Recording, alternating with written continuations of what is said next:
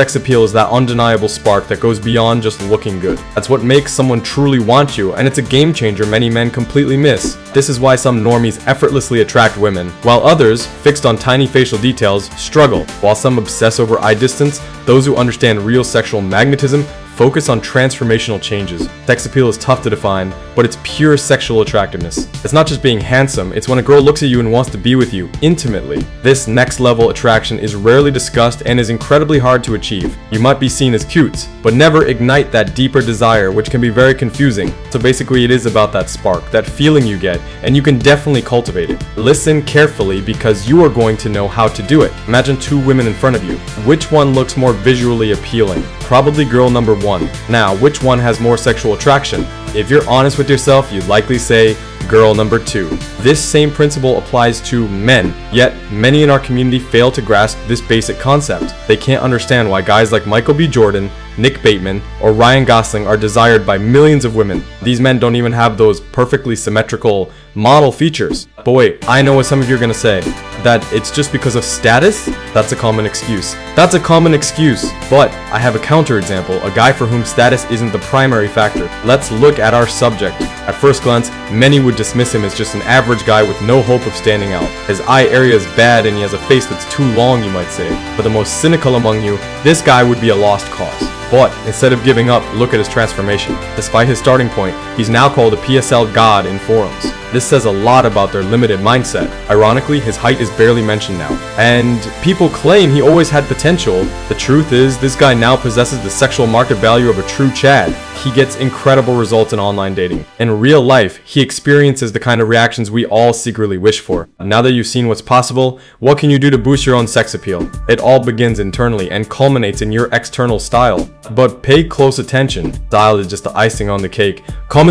Don't misunderstand this. Without a strong inner base, style alone won't achieve much. Your body is the absolute foundation for maximizing your sex appeal. If you're overweight, no matter how well you dress, you won't achieve that level of sexual attractiveness. The same applies if you're too skinny. Your style won't have the desired impact. You absolutely must focus on building the correct aesthetic proportions to truly elevate your sex appeal, because more muscle doesn't automatically mean more sexual attractiveness. I've actually made a previous video analyzing women's reactions to bodybuilders. A man with the muscle mass of a competitive bodybuilder is not more attractive than a guy with an aesthetically balanced physique. If you push beyond that ideal limit, you'll find yourself complimented by other men more than attracting women. There have been cases where already attractive guys with a good amount of muscle kept bulking up. They noticed they started getting more compliments from other men than from girls. So, if your goal is to increase your sexual attractiveness, you should train to build an aesthetic body, and it's completely useless to blindly copy your favorite influencer's routine. Everyone has different genetics. Some of you might find it easy to grow your triceps, while others struggle with biceps. If you copy a routine from someone who struggles with triceps,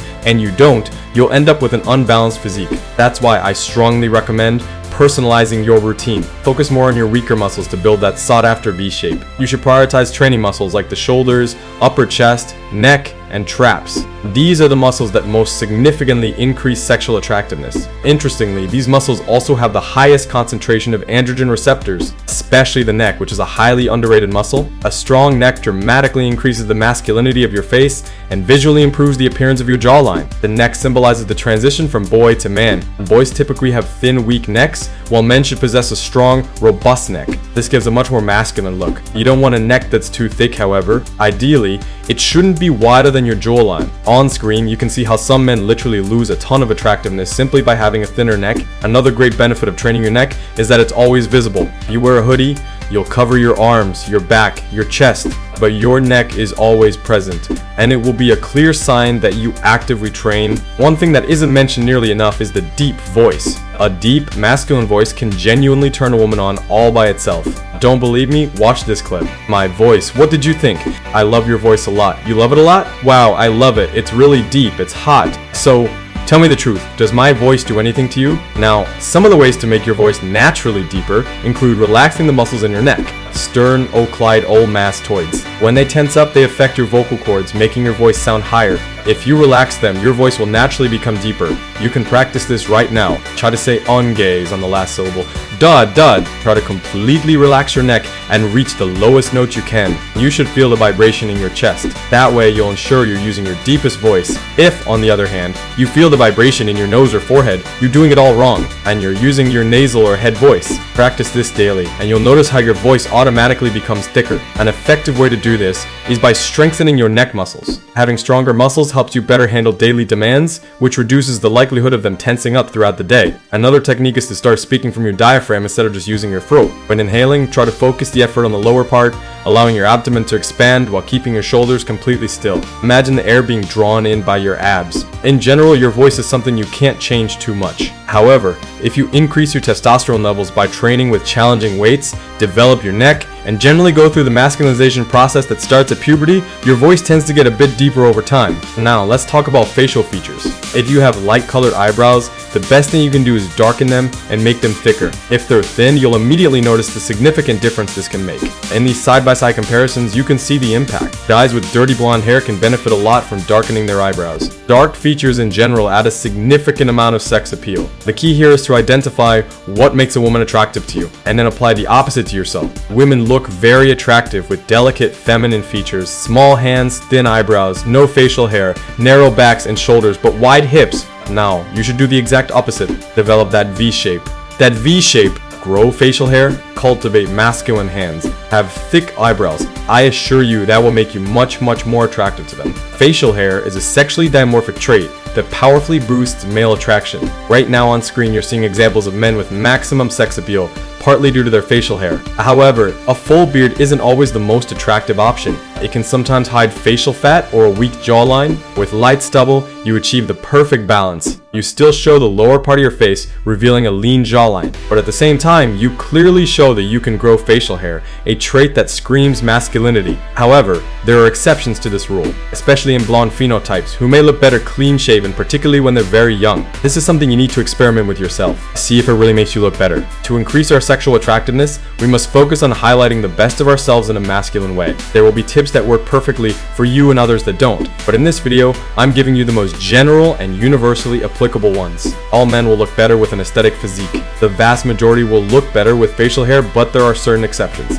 If you can't grow a beard, consider watching one of my other videos on how to develop it. Now, let's talk about those crucial details that are truly the cherries on top. Your overall style, including your choice of clothing, tattoos, and jewelry. It's absolutely key that you dress in a way that highlights your physique. Without a good body, you simply won't achieve that desired sex appeal. Look for clothes that fit you well, neither too tight nor too loose. The problem with clothes that are too tight is that you end up looking like your girlfriend in terms of style. If you wear clothes that are too loose, no one will notice that you have a trained body. You'll just end up looking like the average guy, appearing sloppy. I understand that this oversized style can be very comfortable, but you should leave it for wearing at home with your friends or at the gym. If what you truly want is to develop your sexual attractiveness, you need to wear the right fit. This means that when you go shopping, it's crucial that you try on the clothes. Make sure they fit you well. You want to show off a bit of your physique by revealing some skin. Imagine how an attractive girl would dress, but you are the masculine version of that. Go for unbuttoned shirts that show a bit of your upper chest. Wear vests that leave your arms, shoulders, and any tattoos you have exposed. You have to dress in a more provocative way. But of course, this only works if you truly have an impressive, lean, and aesthetic body.